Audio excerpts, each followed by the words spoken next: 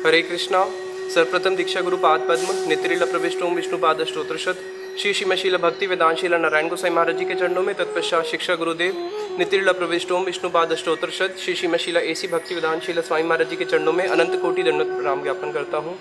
उनसे ऐतु की कृपा की वांछा करता हूँ। शिला गुरुदेव की ऐतु की कृपा से जिस स्थान पर आज हम आए हैं, इस स्थान का नाम है बंशी वट, वृंदावन परिक्रमा के अंतर्गत। बताया कि वैकुंठा जानी तो वरा मधुपुरी तत्रापि रासो दुस्वाद वृंदा अरण्यम, कि जो वृंदावन है, श्रील रूप गोस्वामी पाद जी कहते हैं उपदेशामृत के अंदर कि जो वृंदावन है वो वैकुंठ से कोटि कोटि गुना श्रेष्ठ है। क्यों? क्योंकि यहाँ पे भगवान ने क्या किया है, रास लीला को प्रकट किया है। जय जय रास लीला सर्व मनोरम। भगवान की जितनी भी लीलाएं हैं उनमें से जो सबसे चूड़ामणि लीला है, जो सबसे भगवान का एक ऐसी लीला जो भगवान के चित्त को हर लेती है, वो है भगवान की रास लीला। और ये भगवान की रास लीला स्थली है। श्रीमद् भागवतम में दसम स्कंद में जहाँ पे वर्णन आता है उस रास पंचाध्याय का, तो वो जो रास पंचाध्याय का वर्णन है वो यहीं पे ही हुआ है। गुरुदेव बोलते थे कि जैसे एक शरीर के अंदर 5 प्राण होते हैं, 5 प्राण से ही ये शरीर जीवित है। अगर वो 5 प्राण निकल जाए तो शरीर का कोई मूल्य नहीं है। उसी प्रकार से गुरुजी बोलते थे कि जो श्रीमद् भागवतम है, श्रीमद् भागवतम के अंदर तो भगवान के अनंत अवतार में से जो 24 अवतारों का वर्णन किया गया है, उनकी बड़ी सुंदर सुंदर लीलाएं हैं, कृष्ण की लीलाएं हैं। लेकिन गुरुजी बोलते थे कि भागवत का प्राण क्या है? भागवत का प्राण है वही 5 अध्याय रास पंचाध्याय। तो यहाँ पे भगवान की जो रासलीला हुई है उसको हम श्रवण करेंगे। श्रीला सुखदेव गोस्वामी जी परीक्षित महाराज जी को कहते हैं, विक्रीडितम ब्रजबधुभिर इदम च विष्णु श्रद्धान्वितो अनुशनेत अथ वर्णयेद्या हृदरोगम अशो अपि नोति अचिरेण धीरा, कि जो भी इस यहाँ की लीला को श्रवण करेगा। कौन सी लीला? विक्रीडितम, जो भगवान ने विशेष रूप से क्रीड़ा करी है। किसने? वहाँ पे कृष्ण ना बोल के विष्णु बोल दिया, ताकि कोई भी व्यक्ति ये ना सोचे कि नहीं नहीं ये भगवान नहीं है, स्वयं विष्णु तत्व है, विष्णु के भी मूल है। विक्रीडितम ब्रज वधुभिर इदम च विष्णु, वही विष्णु जिसको पूरा जगत भगवान के नाम से जानता है, उसने यहाँ पे क्या करा है, बड़ी ही सुंदर गोपियों के साथ क्रीड़ाएं करी हैं। अथ विक्रीडितम ब्रजवधुर इदम च विष्णु श्रद्धान्वितो, अगर कोई श्रद्धा से अनुश्रणयेत, अगर इसको कोई श्रवण करता है, वर्णयेत इसका वर्णन करता है, तो क्या होता है? वहाँ पे आशीर्वाद दिया। क्या आशीर्वाद? हृदय रोगम अशऊ, उसका जो हृदय का रोग है, हृदय का रोग क्या है? हृदय का रोग है काम। तो जो हृदय में काम की जो वासनाएं हैं उसका जो रोग है अशऊ, बहुत जल्दी बहुत शीघ्र क्या होता है, वो खत्म हो जाता है। तो आज वही रासलीला, जिस रासलीला में प्रवेश करने के लिए लक्ष्मी जी तक भाग के आई हैं वैकुंठ में विष्णु जी को छोड़ के, जिस रासलीला में प्रवेश करने के लिए शिव जी स्वयं गोपी बने हैं, या पास में ही गोपेश्वर महादेव है, उस रासलीला का प्रसंग इस प्रकार से है। जब भगवान श्री कृष्ण ने यहाँ पे अपनी वेणु से सब गोपियों को एक एक करके बुलाया, तो कुछ गोपियाँ तो ऐसी थी जो सब कुछ त्याग के कृष्ण के पास आ गई, लेकिन कुछ गोपियाँ ऐसी थी जिनको उनके परिवार वालों ने रोक दिया, उनको नहीं जाने दिया। तो जिनको, क्योंकि गोपियाँ जो हैं 100 करोड़ गोपियाँ थी, 100 करोड़ गोपियों में से 2 श्रेणी हैं। एक श्रेणी तो है जो नित्य सिद्ध गोपियाँ हैं, यानी कि वो नित्य ही सिद्ध हैं, यानी कि नित्य सिद्ध का अर्थ हुआ कि वो राधा जी की ही कायाव्यूह हैं। आनंद चिन्मय रस प्रतिभाविताबे ताबिर्य विरज रूप तया कला भी। बताया गोविंदम आदि पुरुषम तमहम भजामी। ब्रह्मा जी कह रहे हैं कि जो वहाँ पे जितनी भी गोपियाँ हैं ब्रज में, वो कौन है?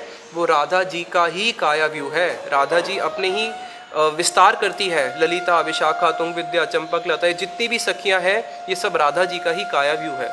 तो 100 करोड़ गोपियों में से कुछ गोपियाँ हैं जो कि नित्य सिद्ध गोपियाँ हैं, और बाकी है साधन सिद्ध। साधन सिद्ध कौन है? इस जगत में जो जीव है, जब वो साधन कर लेता है, साधन करके जब उस पद को प्राप्त करता है, उसको बोलते हैं साधन सिद्ध। तो जो वहाँ पे कुछ गोपियाँ ऐसी हैं जो कि मुनिचरी, मुनिचरी का अर्थ है जो कौन है? पूर्व जन्म में मुनिया थी, लेकिन मुनि होने पर भी उन्होंने बहुत आराधना करी और उनको कृष्ण को उन्होंने गोपी भाव से फिर प्रार्थना करी। जैसे जब राम जी वन को जा रहे थे, दंडा कांडे में कुछ ऋषि बैठे थे। वो ऋषि और मुनि क्या थे? वो ऋषि मुनि देख रहे थे कि जैसे सीता जी राम जी की सेवा कर रही है, हम भी ऐसी सेवा कर पाएँ। तो राम जी ने बोला कि तुम मेरी आराधना करते रहो, जब मैं कृष्ण रूप में आऊँगा तब मैं तुम्हें गोपी रूप से स्वीकार करूँगा, अभी तो मैं मर्यादा पुरुषोत्तम हूँ। तो वहाँ पे ऋषि चर गोपियाँ, मुनि चर गोपियाँ, जो पूर्व में ऋषि मुनि थे वो गोपियाँ बनी हैं। उसके बाद बताया कुछ गोपियाँ कैसी हैं जो कि वेद हैं, वेद की जो स्तुतियाँ हैं, जो स्मृति हैं, जो वेद के जो वाक्य हैं, उन्होंने भी भजन किया। श्रुति भीर विमृग्याम, श्रुति जो वेदों में जो श्रुतियाँ हैं जो जितने भी श्लोक हैं उन्होंने भी क्या किया, साधन भजन किया ताकि हम भी कृष्ण के इस रासलीला में प्रवेश कर पाएँ। तो ये जो ऐसी गोपियाँ थी जो साधन सिद्ध गोपियाँ थीं, इनमें से कुछ गोपियों तो पहुँच गई कृष्ण के यहाँ पे रास में, कुछ को उनके पतियों ने रोक दिया। क्यों रोक दिया? क्योंकि उनके हृदय में अभी थोड़ा सा कषाय रह गया था। अब कषाय क्या होता है? कषाय होता है जैसे मान लीजिए एक बॉटल है, उस बॉटल के अंदर आपने कोई इत्र डाला, अब आपने इत्र तो बाहर निकाल दिया लेकिन उसमें इत्र का क्या रह जाता है? हल्की सी गंध रह जाती है, उसको बोलते हैं कषाय। जैसे कई बारी इस जगत में भी देखने को मिलता है, अगर आप कोई जूस की बॉटल लेते हो, उससे जूस पी लेते हो, उसमें जब पानी भी डालोगे तो जूस का थोड़ा सा एसेंस रह जाता है। तो उन गोपियों के हृदय में हल्का सा कुछ कषाय रह गया था। अब वो गोपियाँ जब कृष्ण के वेणु को सुन के नहीं जा पा रही है, तीव्र वीर्य के अंदर उन्होंने वहाँ पे जब उनके हृदय में तीव्र वीर्य प्रकाशित हुआ तो उनके हृदय में जो थोड़े से कषाय रह गए थे, थोड़े से, वो कषाय तो उसी समय क्या हो गए? नष्ट हो गए। यानी कि वहाँ पे भागवत में लिखा है कि उनकी गुणमय देह जो है वो नष्ट हो गई। अब गुणमय देह का अर्थ क्या है कि यद्यपि उनका शरीर जो है वो सच्चिदानंद था, लेकिन उनके हृदय के अंदर कुछ एक अपने पति का संग करने के कारण या अपने वहाँ पे पुत्र की आसक्ति के कारण, किसी कारण से उनके हृदय में हल्का सा एक कषाय रह गया था। तो बताया कि देखो, जब तक एक जीव के हृदय में अगर हल्का सा भी कषाय भी रह जाए तब भी वो उस रास में प्रवेश नहीं कर सकता। जब हृदय पूर्ण निर्मल हो जाए तब जाके ही वो क्या करता है? इस रास में प्रवेश करता है। तो कृष्ण भगवान ने उनको अपने वीर्य का दुख देके उनके हृदय के अंदर जो हल्का सा कषाय रह गया था उसको नष्ट किया। और उसके बाद जब कृष्ण उनके ही हृदय के अंदर फिर क्या होते हैं? आविर्भूत होते हैं और वो कृष्ण का आलिंगन कर लेती हैं। कृष्ण के आलिंगन रूपी सुख से उनका जो सच्चिदानंद था वो और वर्धित हो गया, तब जाके वो भी रास में प्रवेश कर पाई। तो जब भगवान श्री कृष्ण ने गोपियों को आवाहन किया, सब गोपियाँ यहाँ पे आई, तो मानो जो यहाँ से भगवान श्री कृष्ण की बंसरी ध्वनि जब उनके कर्ण में प्रवेश करती है, उनके कर्ण में प्रवेश करने के साथ साथ उनके हृदय में चली जाती है और उनके हृदय को मथ के, जैसे मंथन करते हैं ना, उनके हृदय को मंथन करके जो वहाँ पे रत्न है, कौन सा रत्न है? लज्जा रूपी रत्न है, उसको बाहर खींच लाती है। और उस कारण से जो गोपियाँ हैं देखती है कि भाई हमारा तो मन भी खिंचा हुआ चला जा रहा है, और उसी मन को ढूंढने के लिए, अपने ही मन को ढूंढने के लिए अपने ही चित्त को पीछे लगा देती है कि अरे ये कौन सा चोर है जो मेरे रत्न को और मेरे मन को साथ साथ में लेके जा रहा है। और मानो भागती भागती भागती भागती कहाँ पे आ जाती हैं? इसी स्थान पे आ जाती हैं। और जब इस स्थान पे सारी गोपियाँ आ रही हैं, जब सारी गोपियाँ आ रही हैं तो जैसे मानो कोई चोर अगर आपका कुछ सामान लेके भाग गया तो आप क्या करोगे? उसके पीछे बड़ी तीव्र गति से भागोगे, ना दाएं देखोगे ना बाएं देखोगे, पता ही नहीं चलेगा बाएं और दाएं में क्या है। उसी प्रकार से जब सारी की सारी गोपियाँ पे भाग के आ रही है, कोई भी गोपी किसी को देख ही नहीं पा रही है, बस सब गोपियाँ कहाँ पे जा रही हैं? बिल्कुल कृष्ण प्रेम में मत होके भाग रही हैं। कहाँ पे? उस बंसी ध्वनि के पीछे पीछे, मानो कोई हमारी सबसे अनमोल संपत्ति, हमारे प्राणों को ही लेके जा रहा है, उस चोर को देखने जा रही हैं, ये कौन सा चोर है। तो वहाँ पे जब सब गोपियाँ यहाँ पे इकट्ठी होती हैं तो यहाँ पे कृष्ण उन गोपियों को बोलते हैं स्वागतम वो महाभागा, हे महाभागा तुम्हारा स्वागतम है, प्रिय किम कुर्वाणी, मैं तुम्हारा क्या प्रिय कर सकता हूँ। तो वहाँ पे गोपियों को जब बोला स्वागतम वो महाभागा, महाभागा क्यों? क्योंकि तुम महाभाग्यवान हो। तुम महाभाग्यवान इसलिए हो क्योंकि तुम कौन हो? पतिव्रता हो। तुम महाभाग्यवान इसलिए हो क्योंकि तुम क्या करती हो? कृष्ण से प्रेम करती हो। प्रिय किम कुर्वाणी, मैं तुम्हारा क्या प्रिय कर सकता हूँ? ब्रज में सब कुशल से तो है, इतनी रात को अर्धरात्रि के समय तुम सारी की सारी गोपियां भागते हुए आ रही हो, ब्रज में सब ठीक तो है। और उतने में फिर कृष्ण बोलते हैं, अब वो निश्चित गोपियां जो है सिर्फ अभी सुन रही हैं। कृष्ण कहते हैं अच्छा ब्रज में सब अगर निश्चित से तो है, तुम सारी गोपियां यहाँ पे आई हो, क्या तुम रात को वन की शोभा देखने के लिए आई हो? अच्छा, अगर तुम वन की शोभा देखने के लिए आई हो, अच्छी तरह वन की शोभा देख लो। बड़े ही सुंदर यहाँ पे जूहू चमेली के बड़े ही सुंदर पुष्प हैं, बड़े ही सुंदर यहाँ पे यमुना जी बह रही है, पास में ही वेतकी का बड़ा ही सुंदर कुंज है। इस वन की शोभा को अच्छी तरह देख लो। और वन की शोभा तो और वर्धित हो जाती है जब पूर्णिमा का चंद्रमा हो। उस दिन पूर्णिमा का चंद्रमा है, शरद पूर्णिमा है। तुम इस शोभा को अच्छी तरह देख लो। लेकिन यहाँ पे बड़े ही हिंसक जानवर हैं, यहाँ पे जो हिंसक जानवर हैं, इसलिए तुम्हारा ज़्यादा समय यहाँ पे रहना ठीक नहीं है, तुम वापस अपने घर को लौट जाओ। तो वहाँ पे मानो कृष्ण आशंका कर रहे हैं कि गोपियाँ कहेंगी कि अच्छा कि भाई हम अकेली नहीं आई हैं, हम पूरा का पूरा यूथ आया है, हम 100 करोड़ आई हैं, तो हमें किसी चीज़ का भय है? हमें किसी वस्तु का भय नहीं है। तो कृष्ण कहते हैं कि मानो कि तुम्हारे जो गुरुजन हैं, माता पिता बांधवजन, वो क्या करेंगे? कहीं बुरी आशंका ना करें कि अर्धरात्रि में गोपियाँ कहाँ जा रही हैं। तो नहीं नहीं, वो कुछ भी हमारे बारे में इस प्रकार की आशंका नहीं करेंगी, क्योंकि हम अकेली नहीं आई, हम तो सारी सखियाँ साथ में आई हैं, अकेली आती तो आशंका करते। तो कृष्ण कह रहे हैं लेकिन हो सकता है कि वो तुम्हारे अनिष्ट की चिंता कर रहे हो, कि कहीं रात को गोपियाँ चली गई हैं, कहीं उनका अनिष्ट ना हो जाए। अरे गोपियों, तुम्हारे घर में तुम्हारे बच्चे छोटे हैं, जो बछड़े हैं वो रंभा रहे होंगे, जो तुम्हारे पति हैं उनकी सेवा करो। एक पत्नी का धर्म क्या होता है? पत्नी का धर्म होता है, कृष्ण उनको शिक्षा दे रहे हैं, पत्नी का धर्म क्या होता है? पत्नी का धर्म होता है पतिव्रता, अपने पति की सेवा करना।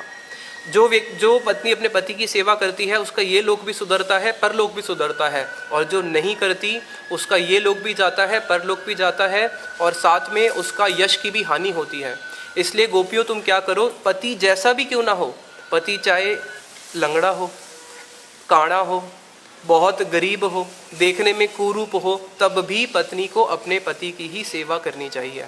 अब कृष्ण उनको इस प्रकार से उपदेश दे रहे हैं, अरे जितना मन तुम्हारा उस संसार में रह के मेरा नाम करते हुए लगेगा, उतना तुम्हारा मेरे समक्ष रहने से नहीं लगेगा, इसलिए जाओ और वहीं पे जाके मेरा चिंतन करो। अब जो गोपियां हैं क्या कर रही है, कृष्ण के इतने कठोर वचनों को सुन के कृष्ण की उपेक्षा कर रहे हैं। गोपियां क्या कर रही हैं, वहाँ पे मन ही मन में सोच रही है, ये आज इस धूर्त ने कौन सी नई लहरी चला दी है, आज ये क्या बोल रहा है। और गोपियाँ क्या करती हैं, रोना शुरू करती हैं। और जब गोपियाँ रोना शुरू करती हैं तो उनके नैनों में जो काजल लगा है, उस काजल से बहता हुआ जब उनके अश्रु गिरते हैं तो वो अश्रु मानो दो यमुना की, यहाँ से उनके दो यमुना की धारा गिर रही है। और जब ये अश्रु जब गिरते हैं जो कि काजल युक्त है, जब ये आके उनके वक्षस्थल को स्पर्श करते हैं, वक्षस्थल के कुमकुम को धोते हुए जब आगे आते हैं, नीचे गिरते हैं, तो मानो ऐसे लगता है कि उनके हृदय के अंदर लाल, पूरा लाल हो चुका है, क्योंकि कुमकुम को स्पर्श कर रहा है वो अश्रु। तो मानो श्रील विश्वनाथ चक्रवर्ती ठाकुर पाद जी ऐसे कहते हैं कि उस समय उनके नैनों से दो यमुना की धारा बह रही है, और गोपियों के वक्षस्थल में मानो कृष्ण के उन कठोर वचनों को सुन के अग्नि प्रज्वलित हो गई है। और ये दो यमुना की धारें क्या कर रही हैं, उनके हृदय में जो अग्नि जल रही है उस अग्नि को शांत करने के लिए जा रही हैं। मानो एक तरफ निर्वाण और एक तरफ शोषण, दोनों ने आपस में क्या कर लिया हो, दोनों आपस में युद्ध कर रहे हों। तो यहाँ पे यमुना जी भी रुक नहीं रही है, और वहाँ पे जो वक्षस्थल पे जो उनके अग्नि जल रही है वो भी रुक नहीं रही है। वो बहते हुए अश्रु जो हैं उनके हृदय के कुमकुम को धोते हुए जा रहे हैं। तो यहाँ पे जो गोपियाँ हैं साथ में क्या कर रही हैं, अपने होठ को, अपने अधरों को अपने दांतों से दबा रही हैं, और कृष्ण को बड़ी तिरछन निगाहों से देख रही हैं, और साथ में क्या कर रही हैं, अपने चरणों के नाखून से धरती को कुदेर रही है, मानो हे धरती तू फट जा, कृष्ण ने इतने कठोर वचन हमें बोले। तो वहाँ पे गोपियाँ कृष्ण के वचन सुनने के बाद कहती है, हे कृष्ण, तुम हमें धर्म और अधर्म की शिक्षा दे रहे हो कि क्या हमारे लिए धर्म है और क्या अधर्म है। तो ये जो तुम्हारी धर्म और अधर्म की शिक्षा है, इस पे तो हम बाद में विचार करेंगी, लेकिन अभी तो हम इस पे विचार करेंगी कि कहीं तुम्हें कोई दोष ना लग जाए, क्योंकि तुम हमारे प्राण प्रियतम हो। हम पहले तुम्हें पापों से रक्षा करने की चेष्टा करेंगे, अपना पाप और पुण्य तो हम बाद में देखेंगी, पहले हम तुम्हें तो पाप से रक्षा करें। कृष्ण कहते हैं, मैंने कौन सा पाप किया? तो गोपियाँ कहती हैं, तुमने एक नहीं, तुमने कोटि कोटि पाप कर दिए। कैसे? जो तुम हमारे साथ अभी आचरण कर रहे हो, जो तुम हमारी गोपियों की उपेक्षा कर रहे हो, जो हम सब कुछ त्याग के तुम्हारे पास आई हैं, हे प्राण प्रियतम, जो तुम हमारे साथ आचरण कर रहे हो, एक सज्जन पुरुष को तो ऐसे शब्द भी नहीं बोलने चाहिए। और तुमने तो क्या किया, अपने वाक्यों से हमारे हृदय को बिद्ध दिया है। तुम्हारे ये जो वाक्य हैं, ये वाक्य क्या है, साक्षात बाण स्वरूप है, जो बाण स्वरूप हम 100 करोड़ गोपियों को अभी यहीं पे हमारे प्राण ले लेंगे। हे कृष्ण, ऐसे शब्द मत बोलो। दूसरी गोपी कहती है, क्योंकि 100 करोड़ गोपियाँ हैं, तो मानो जो यहाँ पे 100 करोड़ गोपियाँ हैं, उत्तर कौन दे रहा है? गोपियों के अंदर अलग अलग उनकी डिविजन्स है। कुछ राधा पक्षीय गोपियाँ हैं, तो कुछ चंद्रावली पक्षी गोपियाँ हैं, कुछ ऐसी गोपियाँ हैं जो कि राधा के प्रति स्वहृत है, यानी कि उनका पक्ष तटस्थ होने पर भी राधा के प्रति उनका झुकाव ज़्यादा है, और कुछ ऐसी हैं जिनका झुकाव जो है ललिता के चंद्रावली के प्रति ज़्यादा है, और कुछ बिल्कुल न्यूट्रल। तो वहाँ पे अलग अलग गोपियों के जो यूथ हैं, उनमें से उनकी जो एक मुख्य गोपी है, मानो वो ही सब गोपियों के उसमें उनका उत्तर दे रही हैं, उनकी प्रतिनिधि बन के। तो दूसरी गोपी कहती है, अरे कृष्ण, जो तुमने हमें अभी शिक्षा दी है, ना तो हम उसमें किसी प्रकार का कोई वितर्क करेंगी, ना ही प्रतिवाद करेंगी, लेकिन जो तुमने हमें अभी शिक्षा दी है, हम उसी शिक्षा का ही पालन करेंगी। तुमने हमें क्या शिक्षा दी है? अपने पति की सेवा करो। तो नीति शास्त्र कहता है कि जो धर्म गुरु होते हैं, यानी कि जो आपको धर्म की शिक्षा देते हैं, जो धर्म गुरु होता है, सबसे पहला कर्तव्य है प्रथम तु गुरुम पूज्यम, सबसे पहले अपने धर्म गुरु की पूजा करनी चाहिए। तो इसलिए हम क्या करेंगी, आप हमारे धर्म गुरु हो, हम सबसे पहले आपकी ही पूजा करेंगी। हम क्या करेंगी, आप हमारे धर्म गुरु हो, आपने हमें धर्म अधर्म की शिक्षा दी है, इसलिए हम आपकी ही सेवा करेंगी। कृष्ण कहते हैं मेरी सेवा क्यों करोगी, करनी है तो पति की करो। तो गोपियाँ कहती है कि हम कृष्ण मेघ की चातकी हैं, हम कृष्ण मेघ की चातकी हैं, हम आपकी ही सेवा करेंगी। और आप हमें अभी कह रहे थे ना प्रियम किम कुर्बाणी, कि मैं तुम्हारा प्रिय क्या कर सकता हूँ, तो हे कृष्ण आप हमारा भजन करो। कृष्ण कहते हैं मैं तुम्हारा भजन क्यों करूं? गोपियां कहती हैं क्योंकि हम आपकी दासी हैं, हम आपकी दासी हैं, इसलिए आप हमारा भजन करो। तो वहाँ पे एक दूसरी गोपी कहती है कि हे कृष्ण, हम इस अर्धरात्रि में यहाँ पे जो आई हैं, हम तो एक चोर को ढूंढने के लिए आई थी, जो चोर हमारे मन को चोरी करके ले गया था। हम तो संसार में अच्छी तरह काम कर ही रही थी, अपने पति की भी सेवा कर रही थी, पुत्र का भी लालन पोषण कर रही थी, सास ससुर की भी सेवा कर रही थी, गैयों की भी सेवा कर रही थी, घर का सारा काम करती थी। लेकिन जब किसी का चित्त अगर चोरी हो जाए, अगर किसी का चित्त ही चोरी हो जाए, तो वो कैसे काम करेगा, वो कैसे संसार में लग सकता है, वो तो लग ही नहीं सकता। तो आपने जो हमारे चित्त को चुरा लिया है, हे चित्त चोर, हमारे चित्त को आप पुनः हमें वापस लौटा दो। अगर आप हमें हमारा चित्त दे दोगे, हम पुनः लौट जाएंगी और अपने जाके अपने संसार में अपनी पति की सेवा करेंगी। दूसरी गोपी कहती है कि हे कृष्ण, तुम्हारा एक नाम है सत्यकाम, तुम्हारा एक नाम है सत्यकाम, सत्य प्रतिष्ठितम, सत्यो अति प्रतिष्ठितम, कि सत्य को प्रतिष्ठित करने वाले कृष्ण हैं। हे कृष्ण, हम तो तुम्हें बता रही हैं कि तुमने एक हमें वचन दिया था, जब हम लोगों ने कात्यायनी व्रत का पालन किया था, तुमने हमें वचन दिया था कि हे गोपियों, आने वाली इस शरद पूर्णिमा में मैं क्या करूँगा, मैं तुम्हारे मन की अभिलाषा को पूर्ण करूँगा और मैं तुम्हारे साथ रास करूँगा। तो क्या तुम अपने उस वचन को भूल गए हो? हम तुम्हें तुम्हारा दिया हुआ वचन ही पुनः स्मरण करा रही हैं। इसलिए अब हम यहाँ पे किस लिए आई हैं? हम तो तुम्हारे वचन की रक्षा करने के लिए आई हैं, ताकि तुम्हारा जो वचन है उसकी रक्षा हो सके। इतने में गोपी कहती है कि हे कृष्ण, तुम्हें बहुत महापाप लगेगा, क्योंकि तुमने क्या किया है, तुमने हमारे हृदय के अंदर अग्नि प्रकट कर दी है। और उस अग्नि के कारण हम लोग क्या कर रही हैं, जैसे अगर मानो किसी के घर में आग लग जाए तो वो क्या करता है, घर छोड़ के बाहर भागता है। उसी प्रकार से तुमने हमारे मन में अग्नि को प्रज्वलित किया है। उस अग्नि को बुझाने के लिए हम इस वन में आई हैं। कृष्ण कहते हैं मैंने कौन सी अग्नि को प्रज्वलित किया है? बोले कि अग्नि के लिए जो ईंधन है वो क्या है, घी और वायु। जब वायु और घी अगर आ जाए तो अग्नि जो है प्रज्वलित हो जाती है। तो आपका जो मंद मुस्कान है वो ही क्या है, उसने हमारे हृदय में घी का कार्य किया। और उसी जब आपकी वेणु की जो स्वर जब हमारे आप कर्ण के माध्यम से हृदय में प्रवेश किया, तो जो आपकी जो वेणु है, उस वेणु ने मानो उस समय वायु का कार्य किया और हमारे हृदय के अंदर एक अग्नि प्रज्वलित कर दी है। आप हमें उस अग्नि को शांत करने के लिए औषधि दे दो तो हम चली जाएंगी। कृष्ण बोले भाई, अगर अग्नि जल गई है गोपियों, तो तुम यमुना जी में जाओ, वहाँ पे तो बहुत सारा जल है, अपनी अग्नि को बुझा लो। तो गोपी कहती है कि हे कृष्ण, ये अग्नि जल से नहीं बुझेगी, ये बुझेगी आपके चरणों के अमृत से, आपके अधर अमृत से। अगर आप हमें अपने चरणों का अमृत दे दो, तब हमारी ये अग्नि जो है शांत हो जाएगी। तो कृष्ण कहते हैं कि नहीं नहीं, मैं अपने चरणों का अमृत कैसे किसी को दे सकता हूँ? तुम तो पतिव्रता कुलवती स्त्रियाँ हो, क्या ये एक पुरुष को शोभा देता है कि वो पर स्त्री को अपने चरणों का स्पर्श दे? और विशेष रूप से कुछ गोपियाँ तो अधर स्पर्श की बात कर रही हैं। तो कृष्ण कहते हैं कि देखो, ये मैं नहीं कर सकता। तो गोपियाँ साथ ही साथ में बड़ी ही चतुर हैं। गोपियाँ क्या कहती हैं, कृष्ण चतुर शिरोमणि हैं, लेकिन उनसे भी चतुर है गोपियाँ। गोपियाँ कृष्ण कहती है, बड़ा ही सुंदर यहाँ प्रेम का वार्तालाप हो रहा है। गोपियाँ कहती हैं कि हे कृष्ण देखो, लक्ष्मी जी तो आपके वक्षस्थल पे रहती है। भगवान श्री कृष्ण के वक्षस्थल पे एक स्वर्ण रेखा है जो कि लक्ष्मी जी का प्रतीक है, लेकिन वो उसको त्याग के आपके चरणों में तुलसी के साथ आपकी सेवा करना चाहती है। तुलसी जी क्या लगी उसकी, तुलसी जी आपकी सपत्नी, उसकी सौतन लगी। तो क्या कभी भी ऐसा होता है कि दो पत्नी मिलकर एक साथ कृष्ण की सेवा करें? और वक्षस्थल तो आपका उससे उच्च स्थान है, चरणों से उच्च स्थान है वक्षस्थल, लेकिन वो आपके वक्षस्थल पर वास मिलने पर भी उस वक्षस्थल को छोड़ के आपके चरणों की सेवा की प्रार्थना करती है।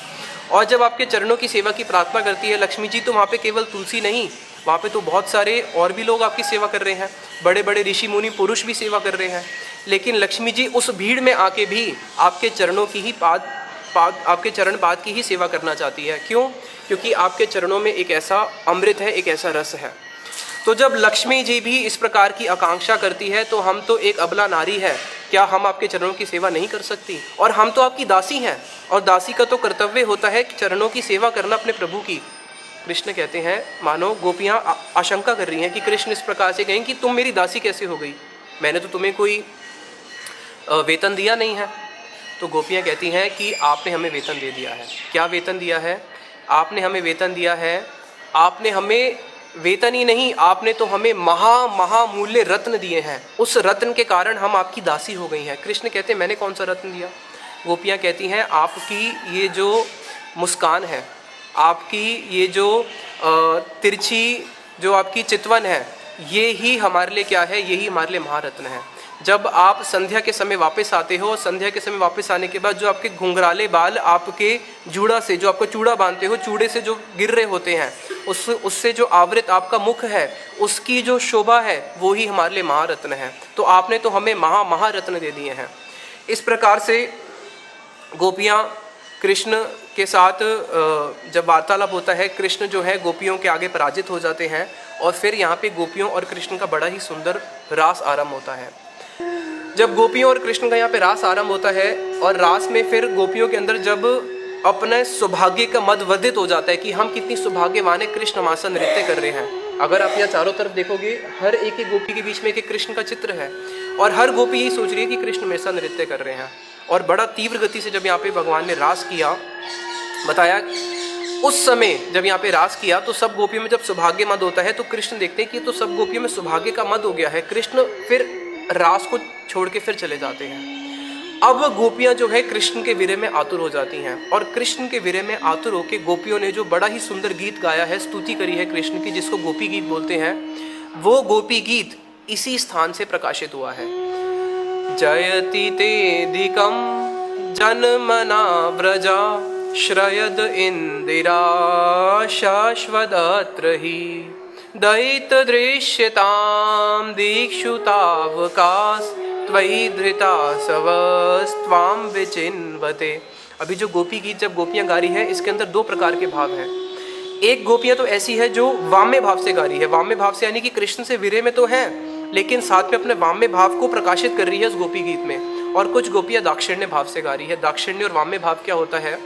Submissive mood. दाक्षिण्य मतलब होता है सबमिसिव मूड, यानी कि जैसे कृष्ण के पास जब गोपियाँ रास के लिए आई हैं, तो कृष्ण ने वहाँ पे वाम्य रूप धारण कर लिया।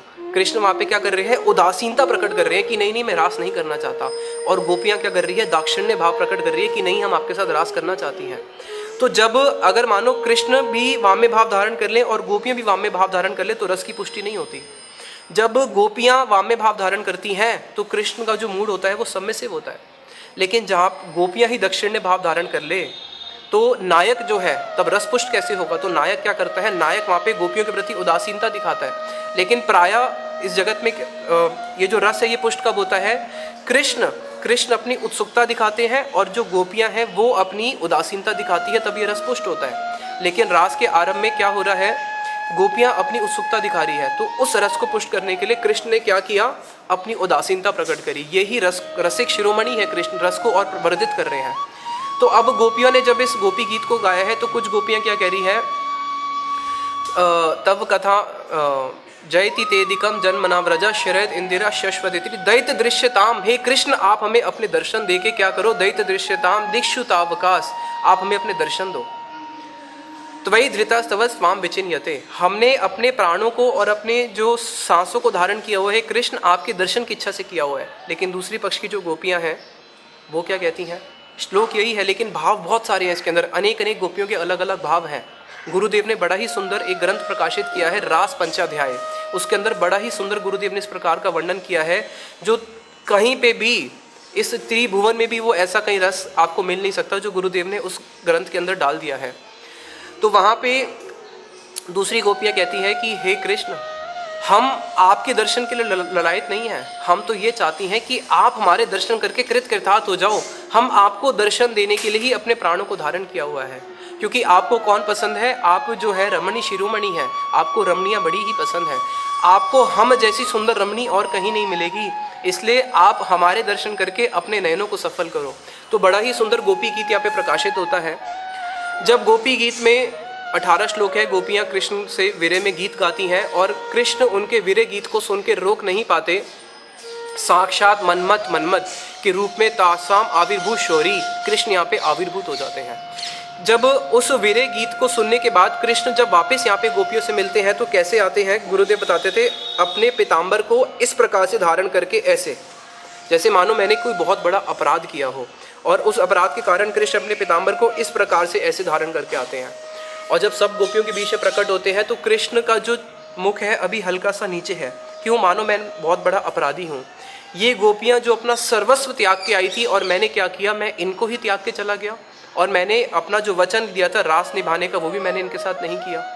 तो कृष्ण जब यहाँ पे आते हैं तो सब गोपियाँ क्या करती हैं, अपनी उतरिया को लेके इस भूमि पे पूरा सजा देती है और कृष्ण को मानो आसन दे रही है कि आप हमारे इस उत्तरी जो उत्तरी है, जो हमारा अंग का ही एक मानो प्रतीक है, आप उसके ऊपर ही विराजमान हो जाओ।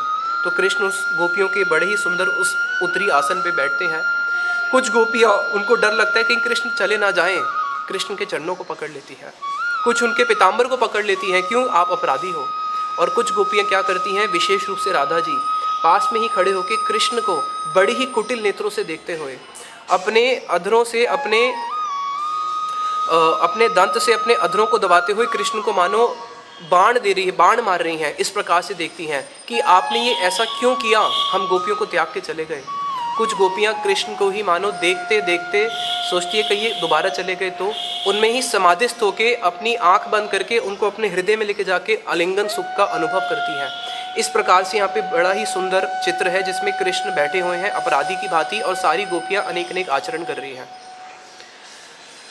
तब गोपियाँ, ऐसे लगता है कि जब कृष्ण आए तो उनके श्वास वापस आ गए, तब सब गोपियाँ कृष्ण से एक प्रश्न पूछती है, बड़ा ही सुंदर प्रश्न है।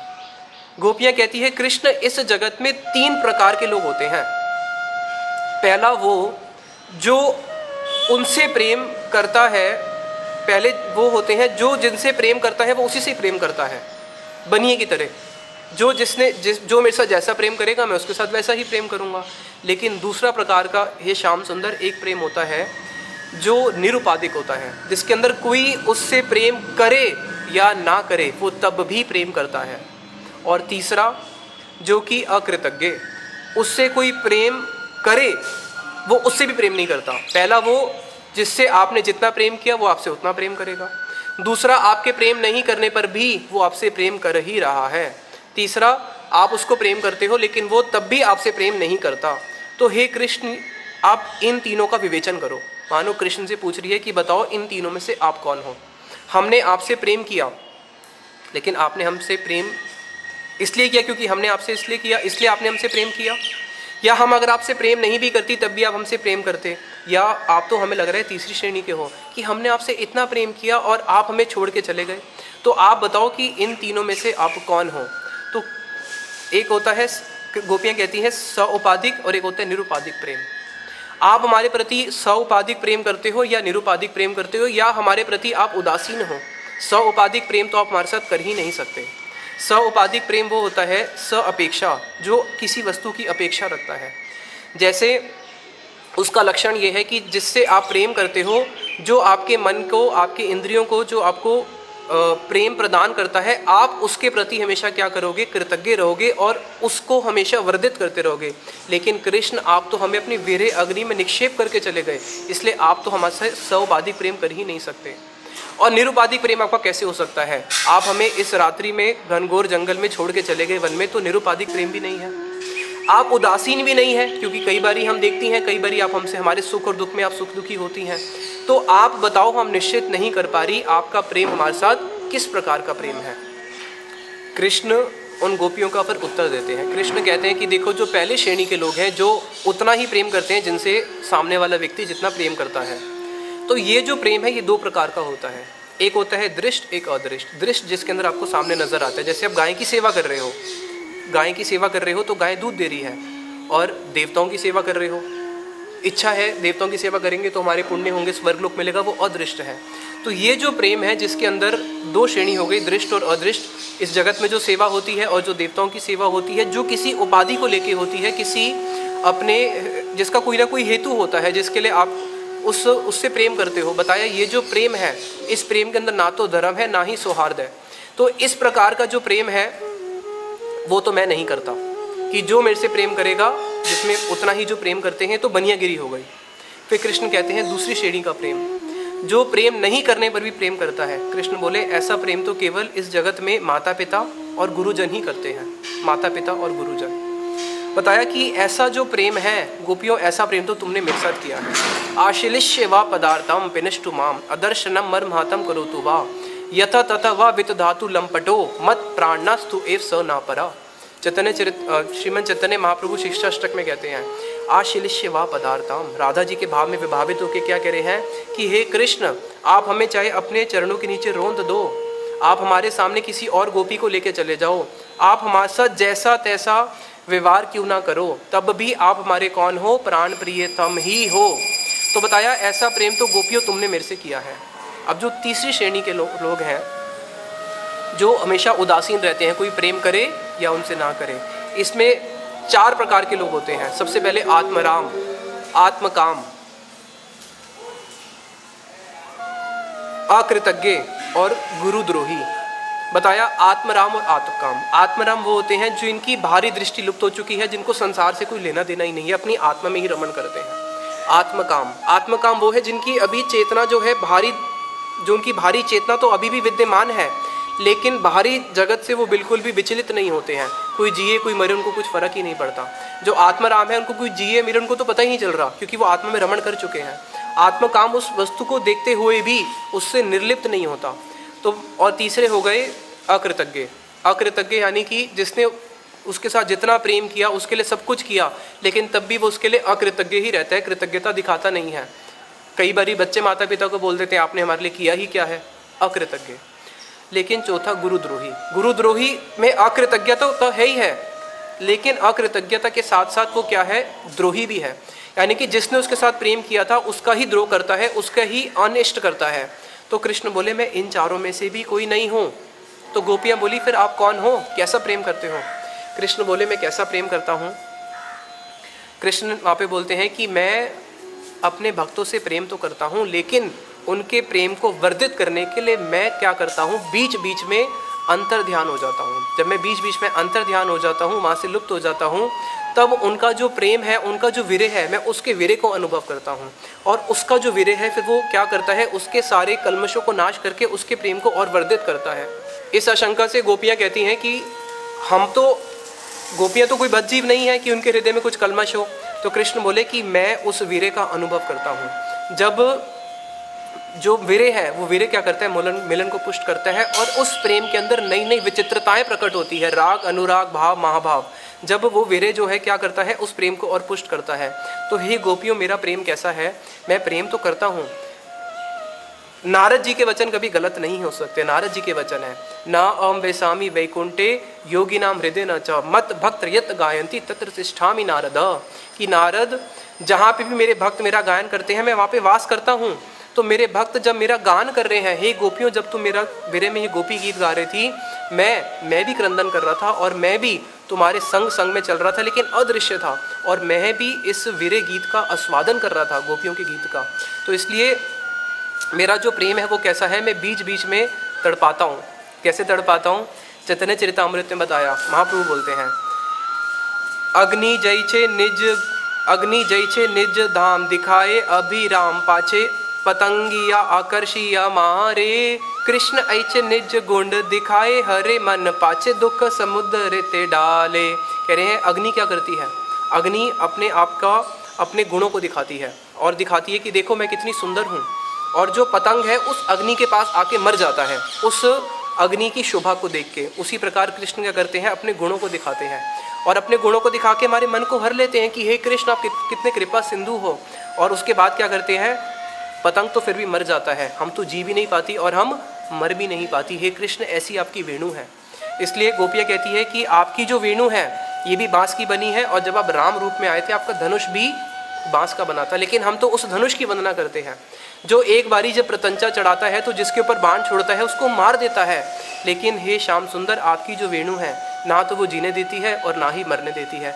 तो कृष्ण का ये ऐसा प्रेम है जिसमें कृष्ण क्या करते हैं, भक्तों को वीरे रूपी दुख देके उनके प्रेम को और वर्धित करते हैं।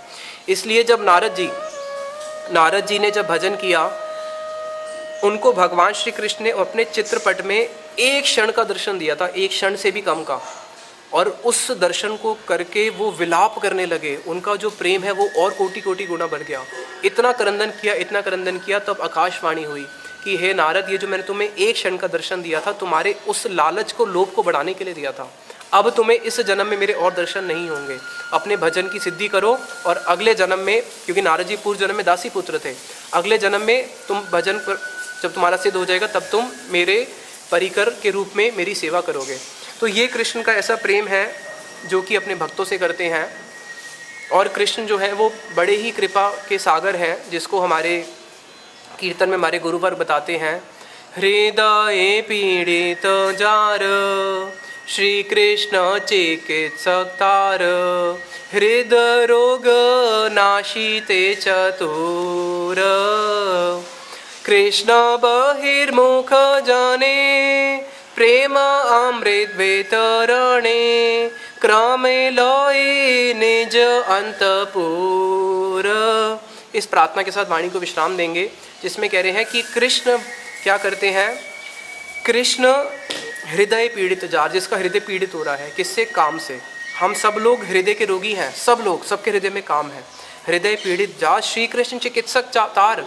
इस जगत में एकमात्र जो चिकित्सक है हृदय के, वो कौन है? गुरु और कृष्ण, जो क्या करते हैं, आपके हृदय से हमेशा के लिए ही काम रोग को खत्म कर देते हैं। ये जो हृदय में काम रोग है, उसी के कारण तो सारे दुख है, उसी के कारण जन्म है, उसी के कारण वृद्धावस्था है, उसी के कारण भय है, मोह है, शोक है, बीमारियां हैं और मृत्यु है। ये संसार है। तो बताया कि कृष्ण क्या करते हैं। कृष्ण नाशिते चतुर, कृष्ण बड़े ही चतुर हैं, उस हृदय रोग को हमेशा के लिए नाश कर देते हैं। कैसे? कृष्ण बहिर्मुख जने, हम लोग कृष्ण के बहिर्मुख हैं, तभी तो हृदय में काम जागा है। कृष्ण बहिर्मुख जने प्रेम अमृत वितरणे, कृष्ण क्या करते हैं, अपने से जो बहिर्मुख हो चुके हैं उनको अपना प्रेम अमृत वितरण करते हैं, गुरु के माध्यम से, वैष्णवों के माध्यम से, कथा के माध्यम से। गुरु वैष्णव के मुख से जो कथा होती है उसके माध्यम से कृष्ण उस प्रेम अमृत को वितरण करते हैं। क्रमे लय निज अंतरपुर, और धीरे धीरे धीरे धीरे, पहले प्यार लहसन छुड़वा देंगे, प्यार लहसन के बाद मूवी सिनेमा सब छुड़वा देंगे, धीरे धीरे घर परिवार सब छुड़वा देंगे, सारी संसार की आसक्ति छुड़वा के क्या करेंगे, क्रमे लय निज अंतपुर, फिर अपने ही इस धाम के अंदर प्रवेश दे देंगे। तो ऐसे इस लीला स्थली को हम पुनः पुनः प्रणाम करते हैं। ये लीला स्थली हम पे कृपा करे ताकि हम भी किसी जन्म में राधा गोविंद की उस लीला के दर्शन करके साक्षी बन पाए। निताई गौर प्रेमानंदे, हरि हरि बोल। इस ब्रजमंडल परिक्रमा के कार्यक्रम को प्रारंभ करने की प्रेरणा हमें श्रीला भक्ति वेदांत नारायण गोस्वामी महाराज जी की कृपा से प्राप्त हुई। श्रीला नारायण महाराज जी विश्व प्रसिद्ध इस्कॉन के संस्थापक आचार्य श्रीला भक्ति वेदांत स्वामी महाराज के अति प्रिय शिक्षा शिष्य एवं प्रिय बंधु थे। इन्होंने केवल भारत में ही नहीं अपितु संपूर्ण विश्व में ब्रज की महिमा एवं श्री राधा कृष्ण की उत्तमा भक्ति का प्रचार किया, जिसके लिए इन्होंने 32 बार विश्व भ्रमण भी किया। इन्होंने प्रतिवर्ष संपूर्ण विश्व के श्रद्धालु भक्तों को एकत्रित कर कार्तिक मास में 84 कोस ब्रजमंडल परिक्रमा का प्रारंभ कराया एवं 100 से अधिक गौड़िया ग्रंथों का प्रकाशन भी किया। भक्ति जगत में इन सब योगदान के कारण ब्रज के विद्वानों एवं संतों के द्वारा श्रीला महाराज जी को युगाचार्य की उपाधि भी प्रदान की।